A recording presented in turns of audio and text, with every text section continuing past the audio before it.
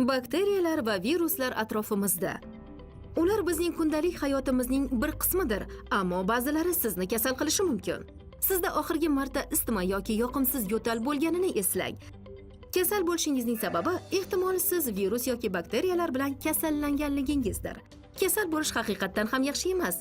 Yaxshiyamki o'zingizni va boshqalarni infeksiyadan himoya qilishning ko'plab usullari mavjud. Misol uchun, siz qo'lingizni tez-tez yuvishingiz, tirsagingizga yo'talishingiz, vaksirishingiz, ovqatni to'g'ri pishirishingiz va yuvishingiz mumkin. Immunitet tizimini yuqumli kasalliklarga qarshi kurashishga o'rgatish orqali sizni himoya qiladigan boshqa qurollar ham mavjud. Ular vaksinalar deb nomlanadi. Vaksinalar laboratoriyalarda puxta ishlab chiqiladi.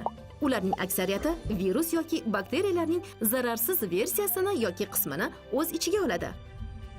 Olimlar ko'proq o'rganar ekan, yanada ko'proq kasalliklarga qarshi kurashish uchun doimiy ravishda yangi texnologiyalar va vaksinalar ishlab chiqilmoqda.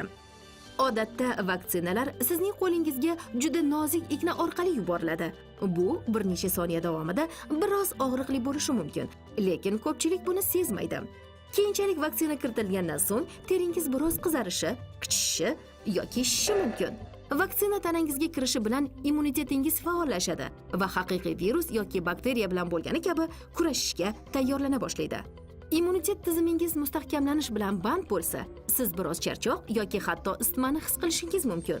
Bu yaxshi belgidir. Bu shuni anglatadiki, siz antikorlar va tajribali B hujayralari armiyasini yaratasiz. Agar kelajakda bir xil virus yoki bakteriyaga duch kelsangiz, bu hujayralar dushmanlarni aniqlaydi va eslab qoladi hamda ular sizni kasal qilishidan oldin darhol ularga qarshi kurashadi. Immunitet tizimimizning bosqinchi viruslar va bakteriyalarni eslab qolish qobiliyati yuqumli kasalliklarga qarshi kurashishimiz uchun kerak bo'lgan eng kuchli himoya vositasidir. Biz o'zimizni va boshqalarni himoya qilish maqsadida immunitet tizimimizni hujumga tayyorlash va mustahkamlash uchun vaksinalardan foydalanamiz.